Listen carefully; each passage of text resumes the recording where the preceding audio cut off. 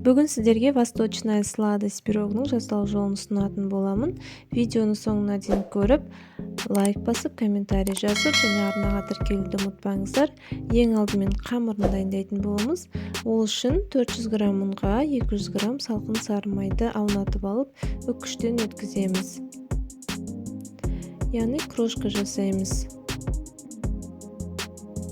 Осылай дайындап алғаннан кейін шым-шым тұз, 10 грамм қамыр қопсытқыш салып, жақсылап араластырып, ортасына 3 жұмыртқа сарыуызын және 80 қаймағымызды салып, жақсылап араластырып қамыр илейміз.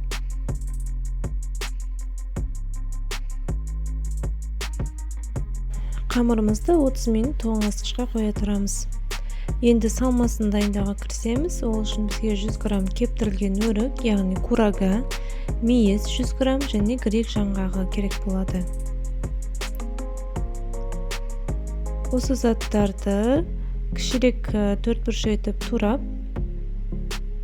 дайындап аламыз.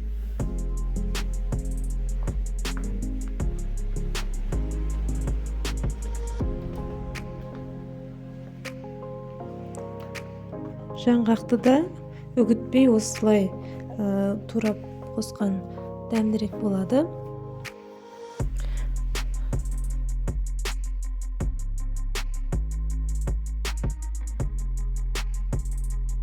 Осылардың барлығын араластырып, үстіне 1 ас қасық қант және 1 ас қасық бал қосамыз. Жақсылап араластырамыз.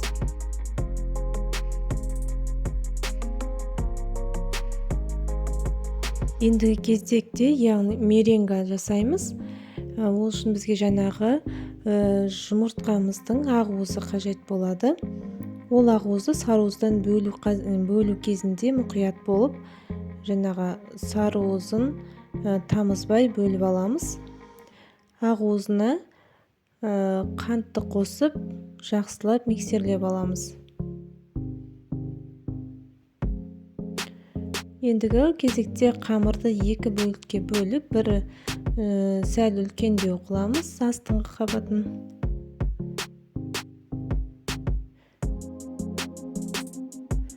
Кішкене ұнға аунатып алдық.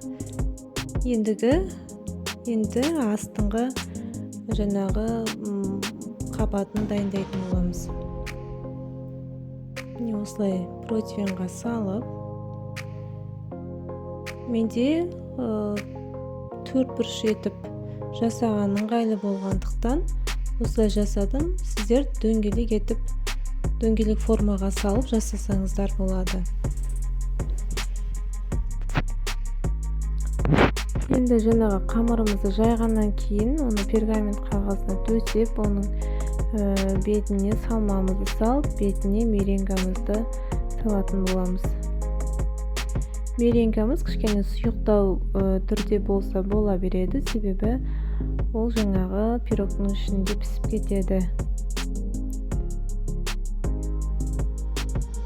Осылай біркелкі етіп тегістеп, енді екінші қамырмен бетін жабатын боламыз. Екінші қамырымызды үлкендеу етіп барынша жаямыз.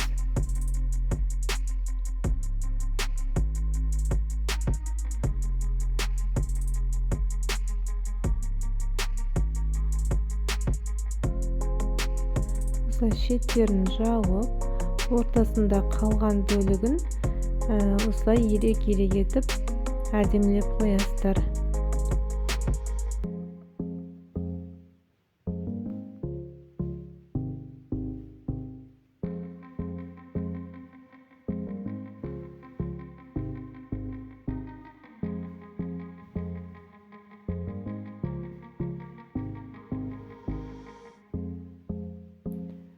Ендігі кезекте бетіне бір жұмыртқаның сарыуызын жағып,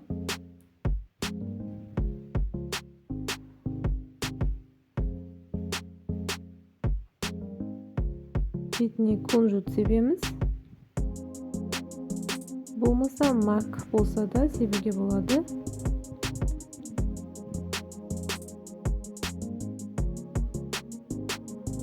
180 градуста Biz 40 minutтай pişirетін боламыз. Міне біздің пирогымыз пісіп шықты. Енді суытамыз. Шет-шетін жаңағы пышақтың көмегімен қалыпты алып суытамыз. Міндетті түрде дайындап көріңіздер, өте дәмді.